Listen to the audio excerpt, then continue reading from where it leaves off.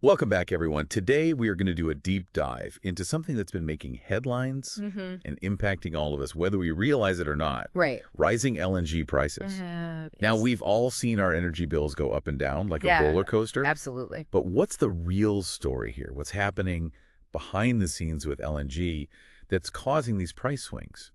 And how is it impacting everything from, fertilizer in Africa to India's big energy plans to even your grocery bill here at home? Yeah. We're going to find out, so buckle up. Yeah. So first off, maybe just like a really super quick LNG 101 Sure. for anyone who might be like, wait, what is LNG again? Yeah, so LNG stands for liquefied natural gas, which basically means we're taking natural gas, cooling it down to a liquid, Okay. which shrinks it way down, makes it super easy to transport on these big ships all over the world. Gotcha. It's become, a really big deal in the global energy market, especially for those countries that don't have natural gas readily available. But just like anything else, supply and demand, the price fluctuates, and we've seen some big price spikes lately. Yeah, and our sources show it's playing out in really interesting ways, like you said, all around the world. And it's not as simple as, everyone's just hurting equally, right? Yeah, absolutely. Some countries are doing okay, some are really struggling. Totally, yeah. Like, take some of the biggest LNG importers, right? Like the big economies in Asia.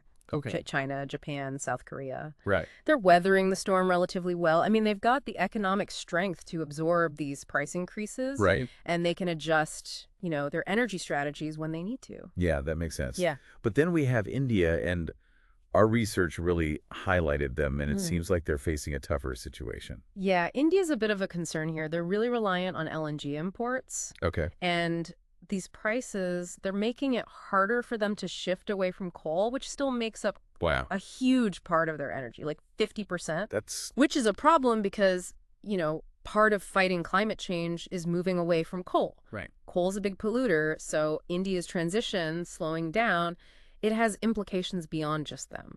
So you're saying this has impacts on like global climate goals. Exactly, yeah. It raises a tough question. How do we help these developing economies shift to cleaner energy when alternatives like LNG become too expensive?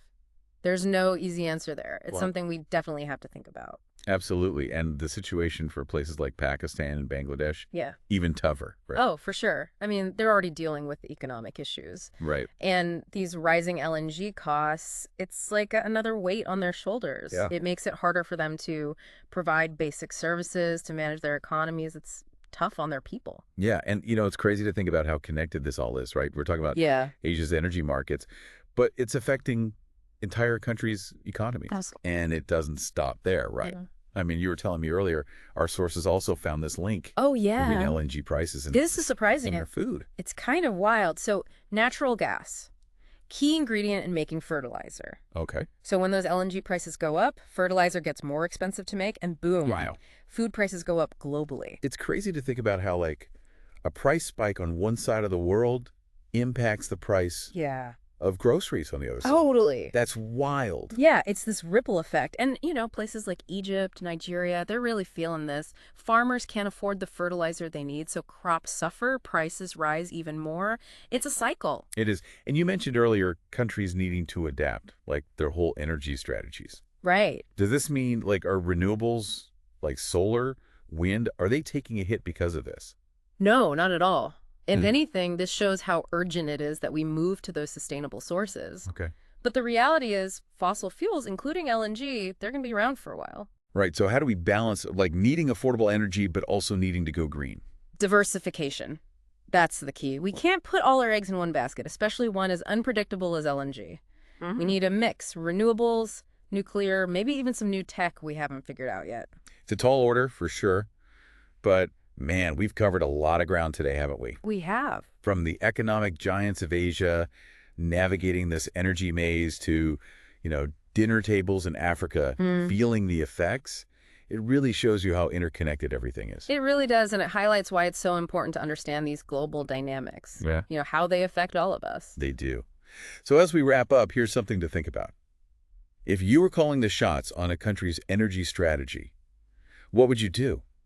Knowing what we know now, how would you balance affordability, sustainability, energy security? It's tough, right? Yeah. No easy answers, but at least now we understand the Right. complexities a little Okay. bit better. So thanks for joining us on this deep dive into the wild world of LNG prices. We'll catch you next time. See ya.